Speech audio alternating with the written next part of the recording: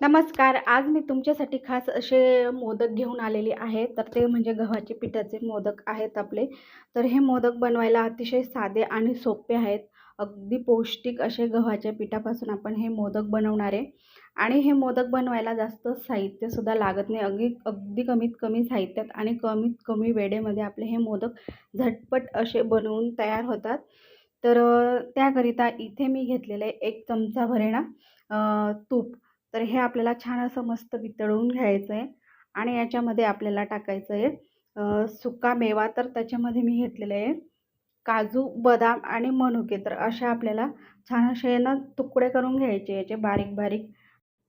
आणि इथं तुम्ही आवडीप्रमाणे सुकामेवा वापरू शकतात.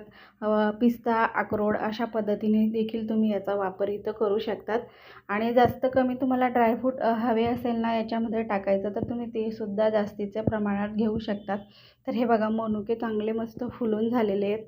म्हणजे आपले हे जे काही ड्रायफ्रूट आहे ना ते व्यवस्थित असे ना परतवून झालेले आहेत. तर मी इथं सगळं परतून झाल्यावर सगळ्यात शेवटी ना इथं एक मोठा चमचाभर खसखस टाकून घेणार आहे. ते देखील आपल्याला छान मस्त परतवून घ्यायचं आहे. खसखस हे ना बारीक असतं त्याच्यामुळं पटकन असं परतून होतं. त्याच्यामुळे सगळ्यात शेवटी इथं मी परतून घेणार आहे. तर हे बघा छान असं परतलं गेलेलं आहे. गॅस बंद करून घेते आणि हे सगळं काही साहित्य आहे ना आपल्याला काढून घ्यायचं आहे. आता मी त्याच पॅनमध्ये ना इथं अर्धी वाटी तूप घेतलेलं आहे आणि सोबतच याच्यामध्ये ना 1 कप गव्हाचं पीठ. तर 1 कप गव्हाचं पिठासाठी मी इथं घेतलेलं आहे अर्धा कप तूप. तर अशा पद्धतीचं आपलं हे अगदी बरोबर प्रमाण आहे. फक्त इथं आहे ना प्रमाण लक्षात घ्यायचं व्यवस्थित. म्हणजे आपले जे काही मोदक आहे ना ते चुकत नाही, व्यवस्थित अगदी परफेक्ट असे बनवून तयार होतात. तर गॅस हा मंदच ठेवायचा आहे आणि मंद गॅसवर आपल्याला हे पीठ आहे ना व्यवस्थित असं आहे ना भाजून घ्यायचं आहे. तर इथं तुम्हाला वाटत असेल गव्हाच्या पिठाचे हे मोदक आहेत तर हे टाळूला चिटकणार का, तर अजिबात सुद्धा हे मोदक टाळूला चिटकत नाही. जर तुमचं पीठ व्यवस्थित असं भाजलेलं असलं ना तर मग हे ना जे मोदक बनवतो ना ते अजिबातसुद्धा आपल्याला हे चिटकत नाही खाताना. तर हे बघा अशा प्रकारे मी इथे ना 4 ते 5 मिनटं चांगलं हे पीठ व्यवस्थित असं भाजून घेतलेलं आहे. म्हणजे हे बघा तूपसुद्धा सोडायला लागलेलं आहे. म्हणजे व्यवस्थित आपलं हे पीठ भाजून झालेलं आहे आणि पहिलेपेक्षा तर हा पिठाचा कलर आहे ना तो सुद्धा बदललेला आहे. छान असं मस्त खमंग असं आपलं हे पीठ आहे ना भाजून झालेलं आहे. तर आता मी हे काढून घेते आणि त्याच पॅनमध्ये ना आपल्याला काय करायचं आहे, गूळ वितळवून घ्यायचा आहे. तर इथे मी अर्धा कप आहे ना गूळ घेतलेला आहे. तर 1 कप गव्हाच्या पिठासाठी ना अर्धा कप पुरेसा आहे. तर गूळ तर अशा पद्धतीने आपल्याला छान असं गॅस हा कमीच ठेवायचा आहे. आणि गूळ घेताना कधीही किसून किंवा बारीक असं चिरून घ्यायचं आहे म्हणजे पटकन वितळला जातो.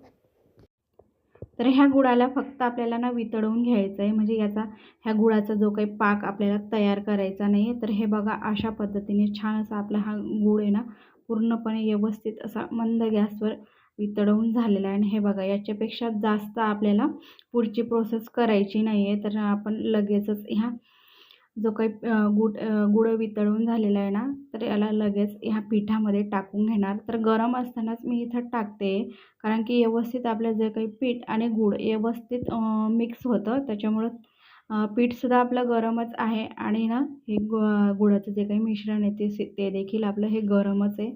तेव्हाच मी इथं टाकून घेणार आणि पटकन मिक्स करायचं आहे. म्हणजे व्यवस्थित ह्या गुळामध्ये ना जे काही गूळ आणि पीठ आपलं दोघंही व्यवस्थित मिक्स केले जातात. तर आता हे जे काही मोदकाचं मिश्रण आहे ना थोडंसं गरमच आहे. त्याच्यामुळे आहे ना जे हाताने जर मिक्स केलं तर हाताला चटके लागतील. त्याच्यामुळे आहे ना मी थोडंसं आहे ना याला थंड होऊ देणार आणि मग थंड झाल्यावर आपल्याला व्यवस्थित असं हे मिक्स करून घ्यायचं आहे. तर हे बघा हाताला खूप गरम आहे. तर थोड्या वेळाने मी फक्त 10 मिनिटाने आपल्याला हे बघा अशा पद्धतीने व्यवस्थित असं मिक्स करून घ्यायचं आहे. तर ह्या थोडंसं कोमट असतानाच हे व्यवस्थित मिक्स करून घेतलेलं आहे. आणि जेव्हा हे कोमट असेल ना तर तेव्हाच पटकन आपल्याला हे मोदक तयार करायला घ्यायचं आहे. म्हणजे जे काही आपलं तूप असतं ना तर ते गरम असतं तेव्हाच व्यवस्थित आपले मोदक हे जमतात. थंड झालं ना मग ते तूप आहे ना हे घट्ट व्हायला लागतं, मग मोदक आपले जमत नाही. तर आता हे बघा इथे आहे ना आपलं गूळ आणि जे काही गव्हाचं पीठ होतं व्यवस्थित असं एकजीव झालेलं आहे. तर याच्यामध्ये ना आपण जे तळून घेतलेले सुकामेवा आहे ना तो टाकायचा आहे आणि वरून इथं मी 1 चमचाभर आहे ना विलायची पावडर टाकून घेतलेली आहे आणि व्यवस्थित आपल्याला मिक्स करायचं आहे. तर हे बघा अशा पद्धतीने व्यवस्थित असं मिक्स झालेलं आहे. आता लगेचच थोडंसं कोमटच आहे तर तेव्हाच मी ना मोदक करायला घेते. तर अशा पद्धतीने मोदकाचा जो काही तुमच्याकडे साचा असेल ना तर त्याच्यामध्ये हे आपल्याला हे मिश्रण टाकून घ्यायचं आहे. तर याच्यापेक्षा छोटा साचासुद्धा घेऊ शकतात आणि जर का तुम्ही छोटा साचा वापरत असेल तर तुमचे बरोबर 30 मोदक तयार होतात. तर असे तर मला 10 मोदक आपले हे बनून तयार झाले होते. छान असे मस्त अगदी सुबक आणि सुंदर असे आपले हे मोदक बनले जातात.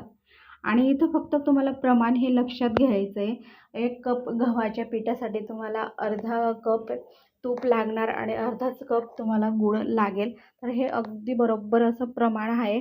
तर याच्यापेक्षा तुम्हाला जास्तही आणि कमीसुद्धा कुठलंही साहित्य वापरायची गरज लागत नाही. आणि तरी पण सुद्धा तुमचं मिश्रण हे कोरडं झालं असेल तर त्याच्यामध्ये तुम्ही इथं 1 ते 2 चमचाभर आहे ना दूध वापरू शकतात. त्याच्याने सुद्धा छान असे मस्त आपले मोदक बनले जातात. अजिबात तुमचं मोदक चुकणार नाही. अशा पद्धतीने पाहू शकतात किती सुंदर आपला मोदक इथं बनून तयार झालेला आहे. कुठंही मिश्रण कोरडं पडलेलं नाही आहे किंवा जास्त पातळ झालेलं नाही आहे. आणि जे काही आपण हे मिश्रण बनवलेलं आहे ना मोदकसाठी तर हे तुम्हाला 10 ते 15 दिवस आरामात टिकतं. त्याच्यामुळे तुम्ही आधी बनवून ठेवलं ना तरीसुद्धा चालेल. पण जर तुम्ही जेव्हा मोदक बनवायला घेणार ना तर दुधाचा वापर तुम्ही तेव्हाच करा. नाहीतर मग तुमचे जे काही मिश्रण आहे तर ते आधी जर तुम्ही दूध वापरलं तर ते खराब होण्याची शक्यता राहते. तर हे बघा अशा प्रकारे आपले हे मोदक आहे ना सर्व काही मी इथं बनवून घेतले आणि किती सुंदर आणि सुबक असे आपले मोदक इथं बनवून तयार झालेले आहे.